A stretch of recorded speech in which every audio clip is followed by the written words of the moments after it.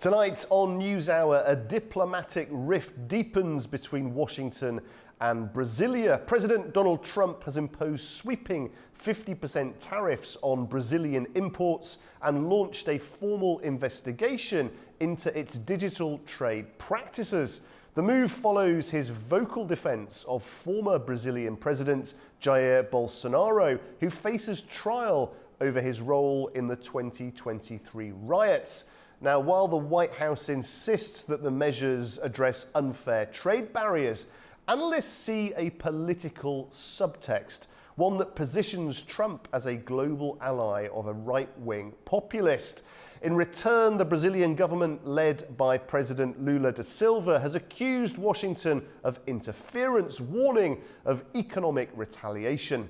The tariffs come at a time when Brazil is expanding its BRICS influence, championing multipolar alliances and distancing itself from traditional Western partners. But Trump's administration appears intent on reversing that trajectory, or at least punishing it. As tensions mount then tonight, we ask, is this a targeted economic attack, a broader ideological campaign, or simply old-fashioned geopolitics?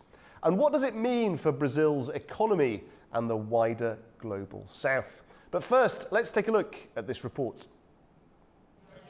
U.S. President Donald Trump on Wednesday said Brazil will be charged with a 50% tariff on products sent to the U.S. starting August 1st. Trump made the comments in a letter to Brazilian President Luiz Inácio Lula da Silva, in which he also expressed support for the country's former president, Jair Bolsonaro. Trump has been critical of the BRICS nations, of which Brazil is a key part. Earlier on Wednesday, Trump said Brazil had not treated the U.S. fairly on trade. The formula was a formula based on common sense, based on deficits, based on how we've been treated over the years. Brazil, as an example, has been not good to us, not good at all. Trump's letter said the 50% tariff will be separate from all sectoral tariffs. Brazil's real tumbled over 2% against the dollar after news of Trump's letter to Lula. Brazil's government said it would meet to discuss the reaction to Trump's 50% tariff on Brazil following the announcement. Okay, now let's head over to our correspondent, Kate Fisher, who joins us from Washington with the very latest on these fast-moving developments. Kate, how is the Trump administration justifying both the tariffs and the trade investigation, and what's the reaction been in Washington? Well, Guy, this is all about essentially getting to the bottom of Brazil's trading practices and asking whether they treat the US unfairly. The investigation is going to look at whether those trade practices are unreasonable or discriminatory, and if they burden or restrict US commerce, with the US Trade Representative Jamieson Greer also saying the investigation will look at Brazil's attacks on US social media companies. Now, this all comes after US President Donald Trump told Brazil to drop the witch hunt against its former president, Jair Bolsonaro, who is a close ally of Donald Trump, both right-wing leaders, populist conservatives, and both accused of trying to overturn elections. And Donald Trump has been very vocal about his support for his friend and ally. It also comes after the US placed 50% tariffs on Brazil, due to go into force on August the 1st. The US reaction here has been limited, with the National Economic Council saying essentially these moves are just part of trying to put America first. It's all about Donald Trump's America First agenda. But clearly it is fairly unusual for a president of one country to use trade policy and tariffs to try to influence the domestic policy of another country. But this is something that we have seen Donald Trump do in the past, and he's doing it once again here with Brazil. Okay, Kate, thank you very much indeed. Joining me now to discuss this in more detail is the political analyst Diego Castro Silva. Diego, thank you so much for joining us on Newshour. President Trump clearly likes former President Bolsonaro, doesn't he? He's called him a good man, an honest man. He's drawn comparisons between the legal challenges both men have faced. Why is Donald Trump being so vocal with his support, do you think? And to what extent might that influence official US stance and policies towards Brazil? Well, I think we have to go further, to look further into this, other than just the question of personal liking or disliking between Trump and Bolsonaro. Let us go back to a few points which I think are useful to understand where we are.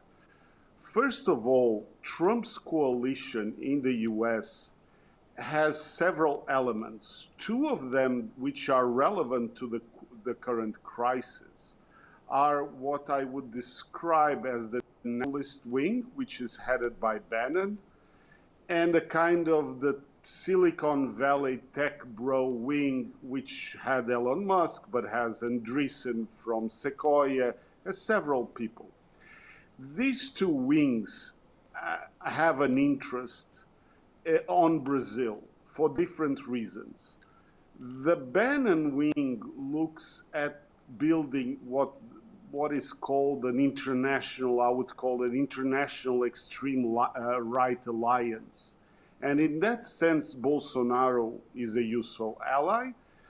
And the tech wing looks at Brazil's measures and trying to regulate social media as a threat. Those two wings have decided to join forces to push Trump into action in conjunction with the Bolsonaro family. You are right to mention that Trump, Lula and Brazil had been more or less under the radar, and I would think the push of these two wings, which were actively lobbied by the Bolsonaro family members.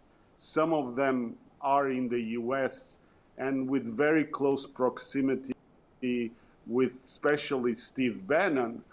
I would say the question of Brazil would remain kind of under the radar. You are right to mention that Trump looks at Bolsonaro with a certain liking, like you said, but I think also there is a kind of similarities between the events in Brazil following the elections that elected Lula while Bolsonaro was president to what happened in 2020 in the US. And in that sense, yes, you are right. It helps the narrative of Trump that there is this international cabal that prosecutes leaders like him, like Netanyahu, like Orban. But more important, it was the push of these two wings in conjunction with the Bolsonaro family, which is trying to make the justice acquit Bolsonaro for his role in the events in Brazil, that really pushed these tariffs, which in all the tariffs that the U.S. have been doing are quite unique because they are purely political. There is no really economic argument because even the U.S. has a surplus with Brazil. Well, let's look at some of that. Sorry to butt in there, Diego. Let's look at some of the politics, the geopolitics. I'd be very interested in your view on the message you think these US measures could send to those governments who are more aligned with BRICS, pursuing sort of more alternative global partnerships. Do you think there's likely to be a reaction from those countries? No, because this is not really related to the BRICS question. Otherwise, you would have also to push the same kind. You would see the same kind of approach to a country like India, and you haven't seen. Yes, Trump has mentioned the BRICS, has mentioned I mean, China has been included, I suppose. China has been included. Yeah, but China is a special case in itself. It's kind of on a league of its own. Brazil is kind of more similar, I would say, to India, although the geopolitics are pretty different. But and even more, Brazil foreign policy has been the same for many decades. It hasn't changed that much. So what you are seeing is really a particular focus on questions related to Brazil-specific issues that are of interest of certain U.S. political actors. Let me put it this way. And any connection that you can see with Russia, given that Trump has been attacking Russia recently, a change of tone. When you look at BRICS, when you look at Russia, can you see any implications there? No, because in my view, although we have seen, first of all, we have seen changes of tone, you are right, but policy and the objectives of Trump of a certain alignment and partnership with Russia, in my view, they continue. Despite all the pronouncements, the substance, Trump has really an issue in terms of punishing Russia. And yes, you are right. There was kind of the Brazilian sympathy for Russia is rooted in a certain third world non-alignment movement sympathies, even looking at a bit at Russia as the ex-Soviet Union, which in my view is kind of puzzling. But no, I don't think that's the angle. It's really the question of really interfering. And I'm not, like I said before, it's not even Trump, in my view, that really cited this. It's really political actors in the US, which I described the two wings. And then you have the Bolsonaro family actively lobbying for this in the US because of their own self-interest, because they view this as a way to perhaps Bolsonaro avoid prison in Brazil. Because basically what Trump's letter told Brazil is that either your legal system just absolves Bolsonaro, or we are punishing you with tariffs. I mean, it's a very hard proposition to a democratic country, this kind of ultimatum. So this makes these tariffs very unique, like I was saying, because they are purely political. There doesn't seem to be a clear economic objective you can negotiate about. It's about decisions, be them on the social media side or be them related to the Bolsonaro as he's facing the court in terms of the prosecution for the 2022 events. Okay, well, let's talk about some of those economic implications now, because I'll be really interested to hear about the business community in Brazil, whether there is a collective voice, a collective reaction from the top business leaders in Brazil, and also what you expect now the economic consequences of these tariffs to look like. Well, first of all, I think it's useful to mention a couple of points. First of all, like I was saying, US has a surplus with Brazil, which makes these tariffs even more puzzling if you look at them for economic justifications. Secondly, they have an impact. The trade between Brazil and the US is not huge in terms of Brazilian, in terms of the Brazilian trade balance. However, it's concentrated in a few sectors, which curiously enough are sectors that traditionally, and they were big supporters of ex-President Bolsonaro. So the business community of these sectors where these tariffs have a concentrated impact, and a concentrated impact of these tariffs is in sectors like fishing, like agro sector, mainly like steel, although steel was already suffering from extra levies. So this concentrated impact is on business leaders that were supportive of Bolsonaro and now are furious with the Bolsonaro family, because basically, well, now they are suffering the consequences of an active lobbying by the Bolsonaro family in the US to put these tariffs in place. So you are going to have political implications in Brazil of all of this, and economic concentrated in some sectors, like I mentioned to you, which will feel a disproportionate part of that pain. And is there a likelihood, do you think, of Brazilian business being pushed to try and build deeper connections with bigger actors like China, like Russia, like India, for example, as a result of this political move by the US? Well, you already were seeing this happening. First of all, China for some years has been the largest trade partner of Brazil. It overcome other countries. It got to number one some years ago, mainly because of the agribusiness sector. But you already had this year the conclusion of the European Union-Mercosur agreement, which was pushed into in accelerated way to conclude. One of the reasons was precisely the election of Trump and the signs he was making on the trade policy, both to Europe and to other countries, including Brazil.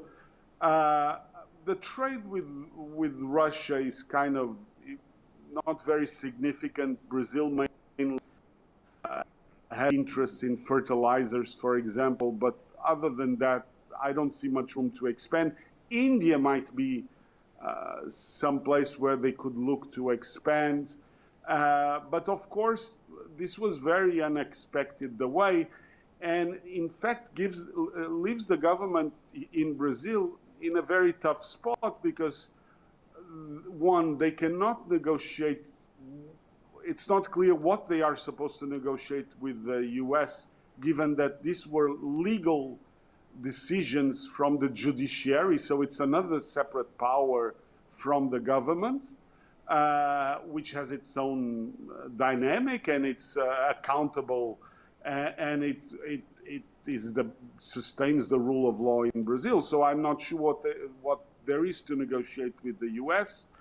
And this is going to be another factor in other countries looking at the US and looking at the kind of interference in the local politics, and perhaps taking preemptive measures to avoid this. So I mean, I'm just interested, other Diego. countries on a strategy of de-risking from the US. I'd just be interested in you spoke earlier about the different factions within the Trump administration.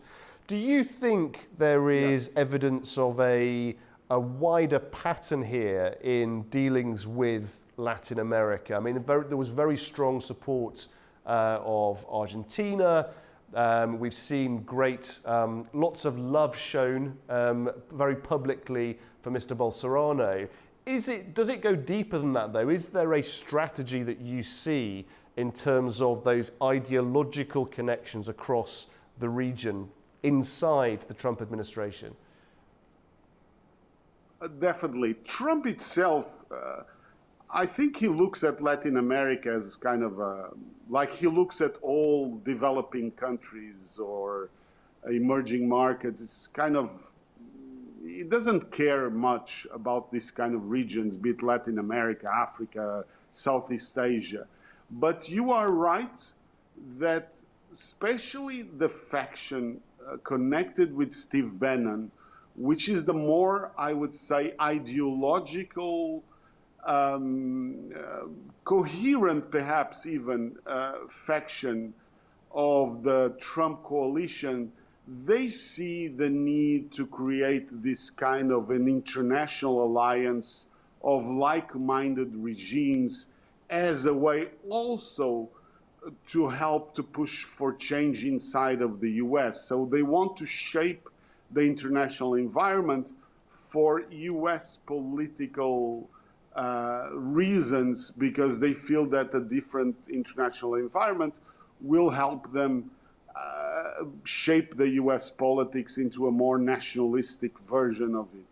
So you are right, here in Latin America, they see alignment with Milei of Argentina, they see alignment with Bukele in El Salvador, and they would like to see other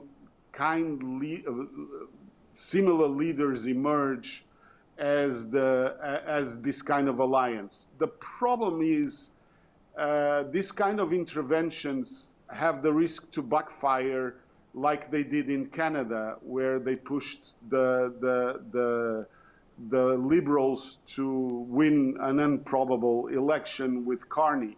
So, but you are right, this is the faction that is more pushing for this kind of ideological alignment. Diego, thank you very much indeed for your analysis. Thanks for joining us. Okay, that is all from this edition of Newshour. From tariffs to trials, the pressure is mounting and the fault lines are increasingly ideological. As Trump draws his battle lines, Brazil finds itself at the centre of a global contest for influence. From all of us here at Anewz, thanks for being with us.